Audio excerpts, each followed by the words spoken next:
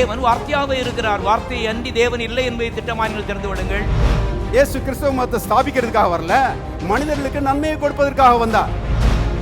நம்பிக்கையே இல்லைன்னு சொன்னா நம்பிக்கை இருக்கிறது, அது தேவனுடைய வார்த்தைக்குள்ள இருக்கிறது. அருமையானவர்களே, கர்த்தர் நல்லவர் பார். எந்த தீமைக்கு அவர் காரணர் அல்ல, எந்த பிரச்சனைக்கு அவர் காரணர் அல்ல. நிச்சயமாகவே நமக்கு ஒரு முடிவு இருக்கிறது. என்னன்னு கேட்டா அது வெற்றி தான்.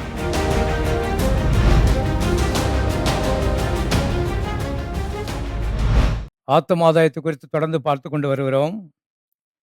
அதற்கு ஆதாரமாக மார்க் எழுதின சுவிசேஷம் 16வது அதிகாரம் 15வது வசனத்தை வைத்திருக்கிறோம். அதை வாசிக்கிறேன். பின்பு இயேசு அவர்களை நோக்கி, நீங்கள் உலகமெங்கும் போய் சர்வ சிருஷ்டிக்கும் சுவிசேஷத்தை பிரசங்கியுங்கள். மறுபடியும் வாசிக்கிறேன். நீங்கள் உலகமெங்கும் போய் சர்வ சிருஷ்டிக்கும் சுவிசேஷத்தை பிரசங்கியுங்கள். அன்பான நண்பர்களே, உயிர்த்தெழுந்த இயேசு இங்கே நமக்கு ஒரு கட்டளையை கொடுத்து விட்டு போயிருக்கிறதை பார்க்கிறோம். உலகமெங்கும் போங்கள், எல்லாரிடத்திலும் ஒரே ஒரு செய்தியை சொல்லுங்கள். அது என்ன செய்தி? சுவிசேஷம் என்று அவர் சொல்லுகிறதை பார்க்கிறோம். ஆகவே நாம் இந்த சுவிசேஷத்தை புரிந்து கொள்ள வேண்டியது மிக மிக அவசியமாக இருக்கிறது. சுவிசேஷம் என்பது நற்செய்தி என்று பொருள் கொண்டதாகும். என்ன நற்செய்தி? ஒரு நபரை பற்றிய நற்செய்தி. அவருடைய பெயர் இயேசு. வேதம் இவ்விதமாய் சொல்கிறது. மார்க் எழுதின சுவிசேஷம் 1ஆம் அதிகாரம் 1ஆம் வசனத்திலே இவ்விதமாய் வாசிக்கிறோம். மார்க் 1:1, தேவனுடைய குமாரனாகிய இயேசு கிறிஸ்துவனுடைய சுவிசேஷத்தின் ஆரம்பம். ஆகவே சுவிசேஷம் என்பது என்ன? இயேசு கிறிஸ்துவை பற்றிய நற்செய்தி. அவர் வானத்தையும் பூமியும் படைத்தவர்.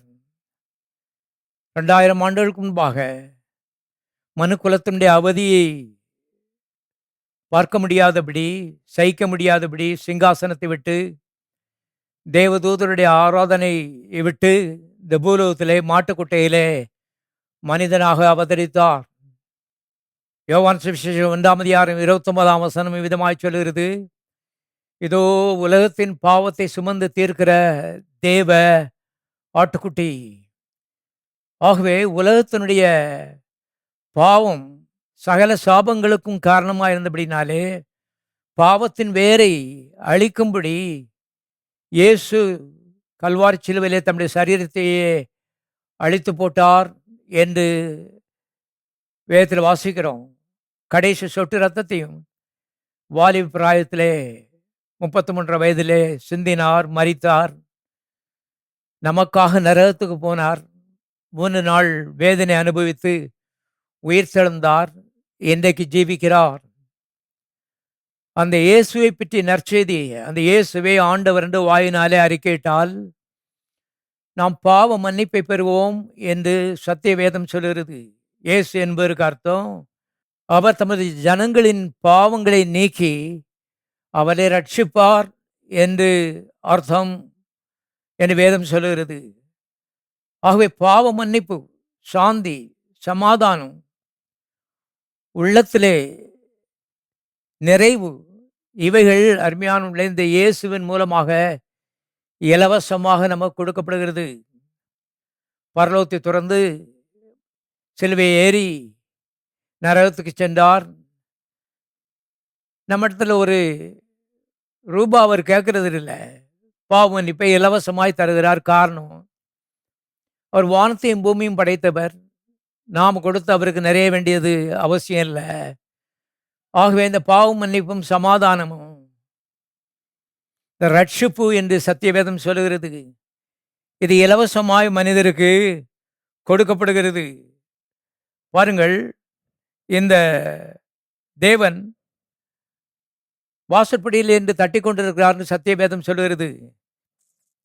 வாச காண்பிக்கிறேன். வெளிப்படுத்தின விசேஷம் 3வது அதிகாரம், வெளிப்படுத்தல் 3:20. இதோ வாசற்படியிலே நின்று தட்டுகிறேன். ஒருவன் சத்தத்தை கேட்டு கதவை திறந்தால் அவனிடத்தில் நான் பிரவேசித்து அவனை ஆசீர்வதிப்பேன் என்று அவர் சொல்லியிருக்க பார்க்கிறோம். வானத்தையும் பூமியும் படைத்த கர்த்தர் அற்ப மனிதர்களாகி நம்முடைய இதய வாசல் அருகே நின்று தட்டிக்கொண்டே இருக்கிறார் என்று சத்தியவேதம் போதிக்கிறது. உடைத்து கொண்டு ஒரு வினாடியிலே உள்ளே வந்து விடலாம். ஆனால் கட்டாயப்படுத்தி எந்த மனிதனையும் தன்னிடத்தில் எழுப்பது தேவனுடைய திட்டம் அல்ல. மனிதன் மனமுந்து இந்த தேவனை உள்ளத்தில் ஏற்றுக்கொள்ள வேண்டும். காரணம், அவர் நல்லவர். அவரை நம்முடைய துணைவராக, நம்முடைய பாதுகாவலராக, நம்முடைய தகப்பனாக, மேய்ப்பனாக குடும்பத்திலே நாம் வைத்திருப்பது நமக்கு லாபகரமானது. முதலாவது பாவ மன்னிப்பை தருகிறார். அதுக்கப்புறம் வியாதியை குணமாக்குகிறார், தரித்திரத்தை நீக்குகிறார், எல்லா பிரச்சனைகளுக்கும் தீர்வை உண்டாக்குகிறார், துன்பத்திலிருந்து நம்மை விடுதலையாக்குகிறார், நல்ல பாதையிலே நம்மை நடத்தி பரலோகத்துக்கு நம்மை கொண்டு போய் சேர்க்கிறார். அவர் சொல்லும்போது, நானே வழியும் சத்தியமும் ஜீவனுமாயிருக்கிறேன் என்று சொன்னார். பாருங்கள், அவர் ஒரு மதம் இல்லை. நாங்கள் ஒரு மதத்தை உங்களுக்கு போதிக்கவில்லை, ஒரு நபரை குறித்து உங்களுக்கு போதிக்கிறோம். இயேசு என்ற நபர் அவர் மதத்தைச் சேர்ந்தவர் அல்ல, எல்லா மதத்தினரையும் அவர் அணைக்கிறவராயிருக்கிறார். தேவன் என்ற மாத்திரத்திலே இடது கையில் பூத கண்ணாடியும் வலது கையில் கிரிக்கெட் பேட்டும் வச்சுக்கிட்டு மனிதனுடைய தப்பிதங்களை விதமாக கண்டுபிடித்து அவளை அடிப்பது தண்டிப்பது தான் தேவனுடைய வேலை என்று அநேகர் நம்பும்போது, இந்த தேவன் நல்ல தேவன் என்பதை நாங்கள் உங்களுக்கு அறிமுகப்படுத்துகிறோம். அதற்காகத்தான் இந்த ஒளிபரப்பை நாங்கள் செய்கிறோம், உங்களுடைய லாபத்திற்காக. ஆகவே இந்த மதத்தையும் பற்றி பேசும்படி கர்த்தர் சொல்லவில்லை, தன்னை பற்றி இந்த உலகத்திற்கு எடுத்து சொல்லும்படி அவர் சொல்லிவிட்டு போயிருக்கிறார். ஏனென்றால் அவர் நல்லவர். அவரை உள்ளத்தில் ஏற்றுக்கொள்ளும் பொழுது அவருடைய நன்மைகள் நம்முடைய குடும்பத்திலே பலிக்க ஆரம்பிக்கிறது. உங்களுடைய குடும்பத்திலே விருத்தி இல்லையா, பெருக்கம் இல்லையா, ஆசீர்வாதம் இல்லையா, நீங்கள் தேடுகிற ஒரு நிறைவு இல்லையா, இந்த கர்த்தரை ஆண்டவராக உள்ளத்திலே ஏற்றுக்கொள்ளுங்கள். இயேசுவே நீர் ஆண்டவர் என்று வாயினாலே அறிக்கையிடுங்கள். அவரை அழைத்து செல்லுங்கள். அவர் நல்ல எதிர்காலத்தை உங்களுக்கு வைத்திருக்கிறார். பாருங்கள், மத்தேயு எழுதின சுவிசேஷத்திலே 7ஆம் அதிகாரம் 16ஆம் வசனம் இவ்விதமாய் சொல்கிறது. மத்தேயு 7:16, அவருடைய கனிகளினாலே அவர்களை அறிவீர்கள். முட்செடியில் திராட்சை பழங்களையும் முட்பூண்டுகளில் அத்திப்பழங்களையும் பறிக்கிறார்களா? அப்படியே நல்ல மரமெல்லாம் நல்ல கனிகளை கொடுக்கும், கெட்ட மரமோ கெட்ட கனிகளை கொடுக்கும்.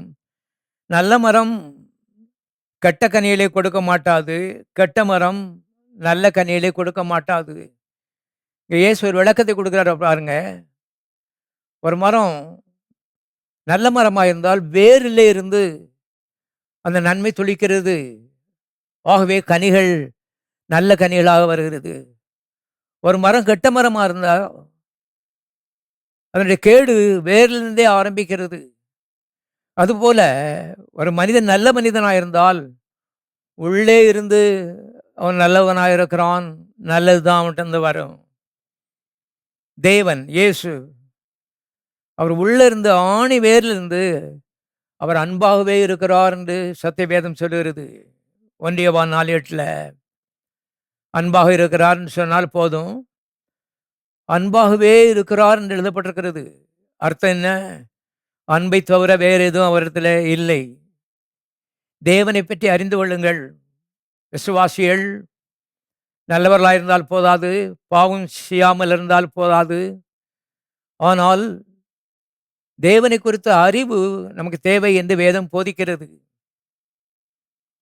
என் ஜனங்கள் அறிவில்லாமையினால் சங்காரமாகிறார்கள் என்று ஓசியாவிலே நாம் படிக்கிறோம்.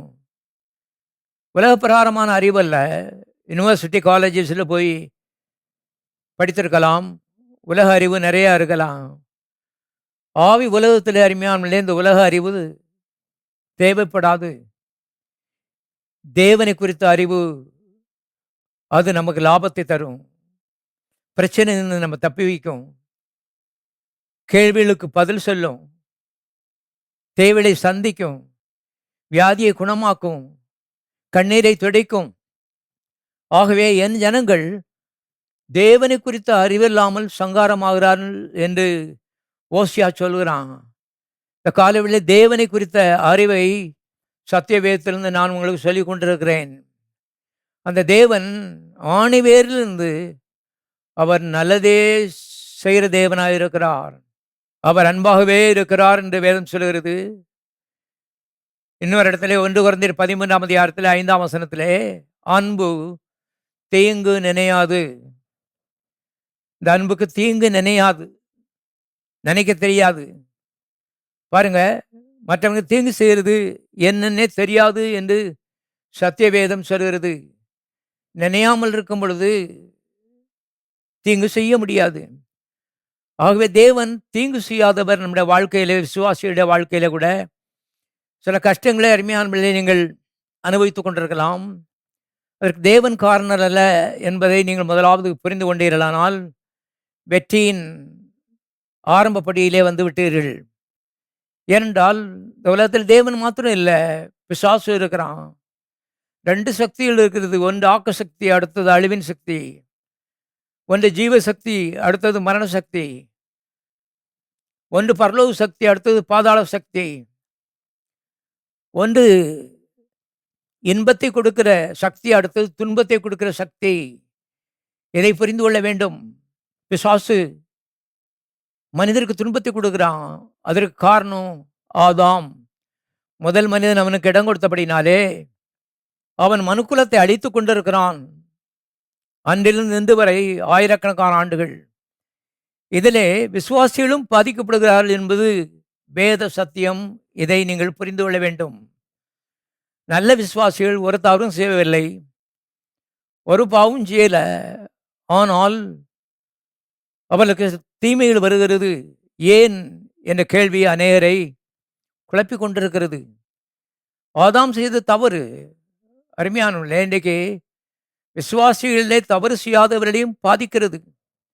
ரோமர்கள் 5 வாசித்து பார்ப்பீர்களானால் ஆதாம் செய்த பாவத்தின் மூலமாக மரணம் பாவம் செய்யாதவர்களையும் ஆண்டு கொண்டது என்று வாசிக்கிறோம்.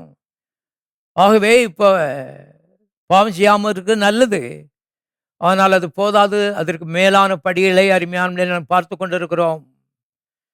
பிசாசானவன் பொல்லாதவன், எல்லாரையும் அவன் பயக்கிறான். மனுக்குலத்தை அவன் பயக்கிறான். கொல்லுவதே அவன் வேலையாக இருக்கிறது. விசேஷமாக விசுவாசிகளை, தேவனுக்கென்று பிரயோஜனப்படுகிறவர்களை பாதிப்பது அவனுடைய முக்கியமான நோக்கமாக இருக்கிறது. இதை புரிந்து கொண்டு அவனை எதிர்த்து அடித்து துரத்தும்படி தேவன் நமக்கு போதிக்கிறார். இதுதான் நம்முடைய பிரசங்கத்தினுடைய லட்சியம், நோக்கம். என்றால் நல்ல தேவன் நாம் நன்றாக இருக்க வேண்டும் என்று விரும்புகிறார். ஆனால் அவர் விரும்பினால் மாத்திரம் போதாது. எல்லாவற்றுக்கும் 2 பகுதிகள் இருக்குது. ஒன்று காட்வர்ட் பாட், அடுத்தது மேன்வர்ட் பாட்டு. தேவன் செய்ய வேண்டிய வேலை இருக்கிறது, அதை மனிதன் செய்ய முடியாது. மனிதன் செய்ய வேண்டிய சில வேலையில் இருக்கிறது, அதை தேவன் செய்ய முடியாது, செய்ய மாட்டார். ஆகவே மனிதன் என்ன செய்ய வேண்டும் என்பதை வேதத்திலிருந்து கற்றுக்கொள்ள வேண்டியது அவசியமாக இருக்கிறது. பாருங்கள், இதோ வாசற்படியிலே நின்று கதவை தட்டி கொண்டிருக்கிறேன். ஒருவன் சத்தத்தை கேட்டு என் கதவை திறந்தால் நான் உள்ளே பிரவேசித்து அவனை ஆசீர்வதிப்பேன். கவனிங்க, அவர் வேலை தட்டுறது, இவன் வேலை திறக்கிறது. கொண்டு இவன் கையில் இருக்கு. நீங்கள் யோசித்து கொண்டிருக்கிறீர்கள், கடவுள்னு சொன்னால் ஒரு பயங்கரமான ஆள், தண்டிக்கிறது தான் அவர் தீவிரமாக இருப்பார் என்று நினைக்கிறீர்கள். இல்லை நண்பர்களே, கவனியுங்கள். தேவனுடைய வேலை, மனிதனுடைய வேலை. கடவுள் வந்து கொண்டே திறக்க மாட்டாரு. கொண்டு இவன் கையில இருக்குது. இன்னொரு விதத்துல சொல்லப்போனால், உங்களுடைய எதிர்காலம் உங்களுடைய கையில இருக்கிறது. ஜீவனையும் மரணத்தையும் உனக்கு முன்பாக வைத்தேன். நீ உன் பிள்ளைகளும் வாழ்ந்து பிழைத்திருக்கும்படிக்கு நீ ஜீவனை தெரிந்து கொள் என்று கர்த்தர் சொல்வதை பார்க்கிறோம். ஏன்? அவர் நல்லவர். அவருடைய நன்மைகள் உங்களுடைய வாழ்க்கையில பலிப்பதற்கு நீங்கள் வாசலை திறந்து கொடுக்க வேண்டும்.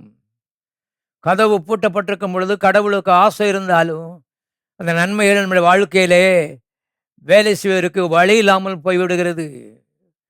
அவை தான் வேதம் இல்லாவிட்டால் இந்த புஸ்தத்தை ஒன்றை வாங்குங்க. முதல்ல உங்கள் வீட்டுக்கு ஆசீர்வாதம் வரணும்னு சொன்னால், ஒருவேளை நீங்கள் அஞ்ஞானிகளாக இருக்கலாம், கர்த்தரை அறியாத ஒரு கோத்திரத்தில் பிறந்திருக்கலாம்.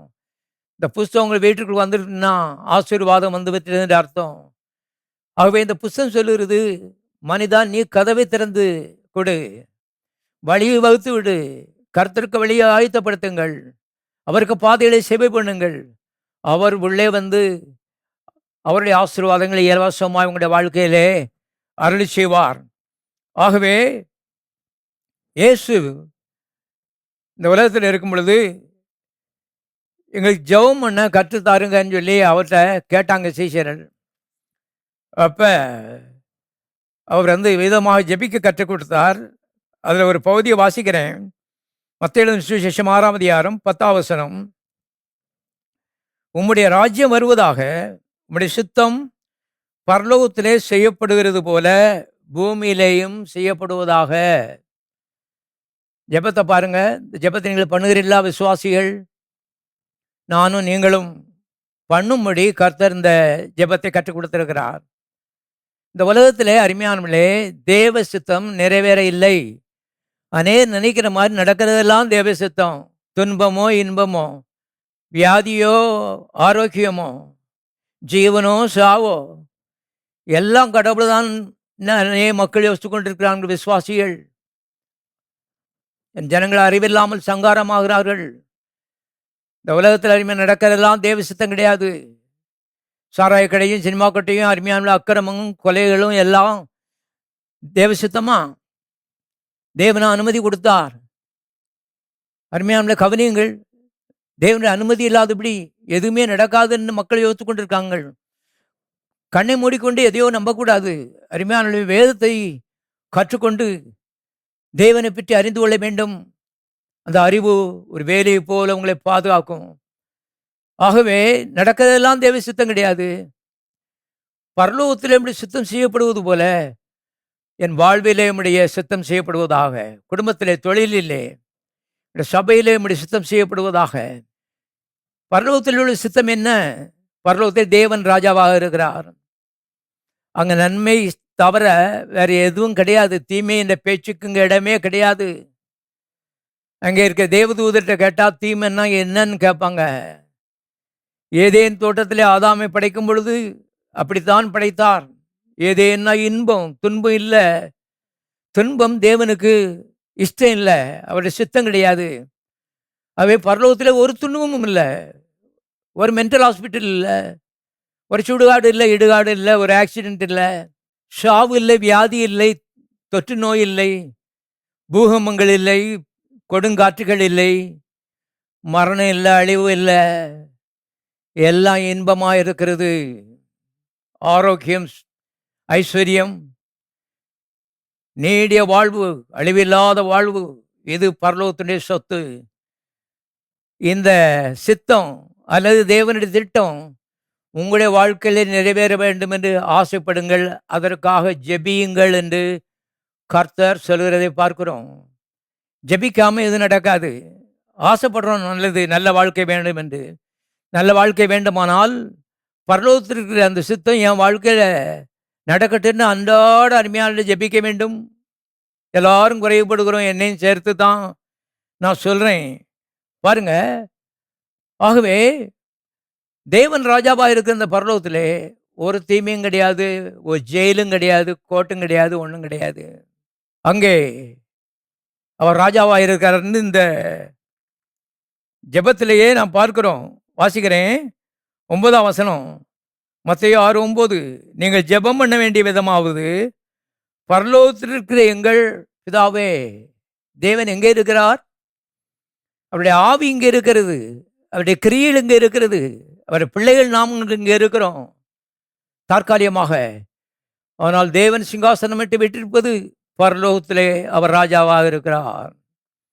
இந்த பூலோகத்திலே ராஜா யார் என்று வேதத்தில் நான் வாசிக்கிறோம். யோவான் சுவிசேஷம் 14வது அதிகாரம் 30வது வசனத்திலே இயேசு இவ்விதமாக சொன்னார், இனி நான் உங்களுடன் அதிகமாக பேசுவதில்லை, இந்த உலகத்தின் அதிபதி வருகிறான், அவனுக்கு என்னிடத்தில் ஒன்றும் இல்லை என்று இயேசு சொல்கிறதை பார்க்கிறோம். ஆங்கிலத்திலே பிரின்ஸ் ஆஃப் திஸ் வேர்ல்டு என்று எழுதப்பட்டிருக்கிறது. இந்த உலகத்தினுடைய ராஜா வருகிறான், என்கிட்ட அவன் ஜரக்கு ஒன்றும் இல்லைன்னு சொல்லி இயேசு சொல்கிறதை பார்க்கிறோம். அப்படியானால் இந்த உலகத்தில் ஏன் இவ்வளவு தீமைகளும், இவ்வளவு விபத்துகளும், இவ்வளவு அகால மரணங்களும், இவ்வளவு துன்பங்களும், சொல்ல முடியாத வேதனைகளும், விடை தெரியாத கேள்விகளும் இருக்கிறதுன்னு சொன்னால், பிசாசு இந்த உலகத்தினுடைய அதிபதி என்பதை தெரிந்து கொள்ளுங்கள். ஆகவே ஒரு அந்நிய தேசத்திலே நாம் தற்காலிகமாக வைக்கப்பட்டிருக்கிறோம். ஒரு நாளிலே காலம் தொழிக்கும், எல்லாரும் தேவனுடைய பிள்ளைகள் எல்லாரும் பரலோகத்தை எடுத்துக்கொள்ளப்படுவார்கள். பாருங்கள், மரணத்திலே சிலர் முந்தி பரலோகத்துக்கு போகிறாங்க, சிலர் பிந்தி போகிறாங்க. ஆனால் இந்த உலகம் தற்காலிகமானது என்று சத்தியவேதம் திட்டமாய் சொல்கிறது. இந்த தற்காலிகமான உலகத்திலே இருக்கிற துன்பங்கள் தேவனுடைய பிள்ளைகளையும் பாதிக்க பிரயாசப்படுகிறது. அருமையானவர்களே, ஆகவே தேவனுடைய ஆசைகளுக்கு இடம் கொடுக்க வேண்டும். தேவனுடைய ஆசைகள் நிறைவேறுவதற்கு நம்முடைய குடும்பத்தில் வழிவகுக்க வேண்டும். தேவனுக்கு ஆசை இருந்தால் மாத்திரம் போதாது, உங்களுக்கும் ஆசை இருக்கணும், எங்களுக்கும் ஆசை இருக்கணும், நம்ம குடும்பம் பரலோகம் மாதிரி இருக்கணும். இதை கேட்டாலே நடக்குமாங்கிற கேள்வியே அருமையான மனதில் வருகிறது. பிசாசத்தை கொண்டு போடுறான். நடக்கும், ஏதேன் தோட்டத்திலே நடந்தது, பரலோகத்திலே நடக்கிறது. இன்றைக்கும் நாம் விசுவாசித்தால் அதுபடி அருமையானே நடக்கும் என்று வேதம் சொல்கிறது. கவனிங்க. ஆகவே தேவ சித்தத்தை நாம் அறிந்து கொள்ள வேண்டும். அறிந்து கொள்ளாமல் இருந்தால் அது மதியற்ற ஒரு விசுவாசிக்கு அடையாளமாக இருக்கிறது என்று எபேசியர் 4வது அதிகாரம் 17வது வசனத்திலே விதமாக வாசிக்கிறோம். ஆகையால் நீங்கள் மதியற்றவர்களாயிராமல் கர்த்தருடைய சித்தம் என்னதென்று உணர்ந்து கொள்ளுங்கள். மறுபடியும் வாசிக்கிறேன். ஆகையால் நீங்கள் மதியற்றவர்களாயிராமல் கர்த்தருடைய சித்தம் என்னதென்று உணர்ந்து கொள்ளுங்கள். நீங்கள் உலக பிரகாரமாக நிறையா படிச்சிருக்கலாம், நல்லது. ஆனால் ஆவிக்குரிய மதி இல்லாமல் இருந்துடாதுங்க. தேவ சித்தம் என்னதென்று அறிந்து கொள்ளுங்கள். எங்கிருந்து அறிய போறீர்கள்? வேதம் தேவனுடைய சித்தம் அடங்கிய புஸ்தகம். ஆகவே இந்த புஸ்தகத்தை நேசிங்க, வாசிங்க. தேவன் எப்படிப்பட்டவர் என்று கண்டுபிடிக்க வேண்டும் என்று ஜெபியுங்க. தேவனை கையால் தொட முடியாது, கண்ணால் பார்க்க முடியாது. இந்த புஸ்தகத்தின் மூலமாக நாம் அறிந்து கொள்ளலாம். ஆகவே இந்த புஸ்தகத்தின் மூலமாக தேவன் நல்லவர், அவரால் எனக்கு எந்த தீமையும் வராது, என் குடும்பத்துக்கோ தொழிலுக்கோ அவரால் ஒரு துன்பமும் வராது. எல்லா துன்பங்களும் பிசாசிலிருந்து வருகிறது. அவனை எதிர்த்து நின்று விரட்டக்கூடிய அதிகாரத்தை தேவன் எனக்கு தந்திருக்கிறார் என்பதை நீங்கள் ஒவ்வொருவரும் புரிந்து கொள்ள வேண்டும்.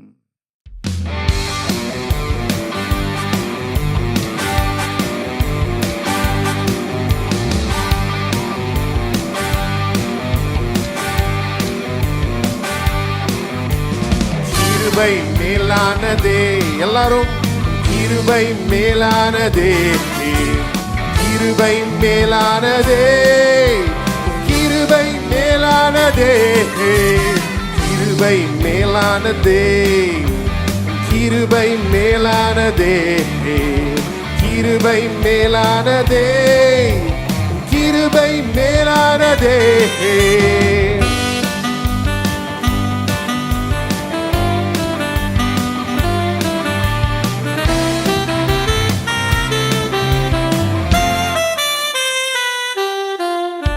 பலவீன நேரங்களில் கிருபை பலனானதே. சோர்வுற்ற வேளைகளில் கிருபை என்னை தாங்கிற்றே. பலவீன நேரங்களில் கிருபை என் பலனானதே. சோர்வுற்ற வேளைகளில் கிருபை என்னை தாங்கிற்றே. கிருபை மேலானதே, கிருபை மேலானதே, கிருபை மேலானதே, கிருபை மேலானதே, கிருபை மேலானதே, கிருபை மேலானதே, கிருபை மேலானதே, கிருபை மேலானதே.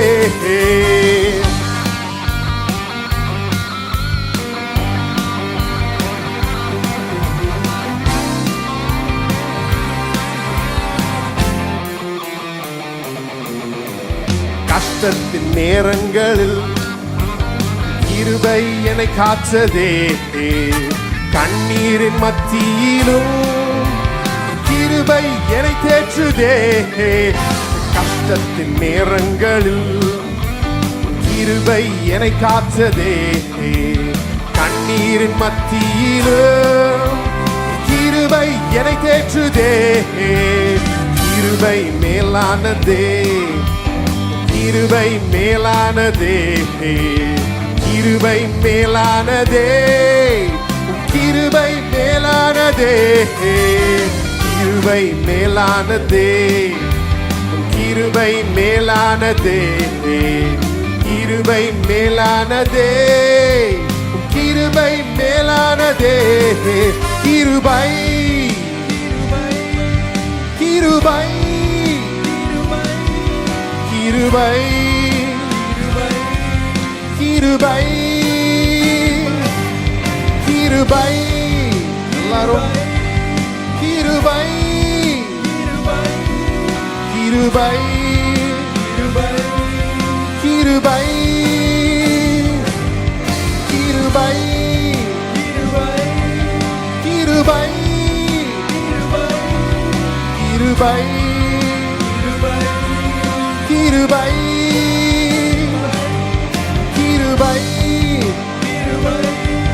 கிருபை, கிருபை, கிருபை, கிருபை மேலானதே, கிருபை மேலானதே, கிருபை மேலானதே, கிருபை மேலானதே, கிருபை மேலானதே, கிருபை மேலானதே, கிருபை மேலானதே. கடைசியாக ஒரு முறை கிருபை மேலானதே, கிருபை மேலானதே, கிருபை மேலானதே, கிருபை மேலானதே.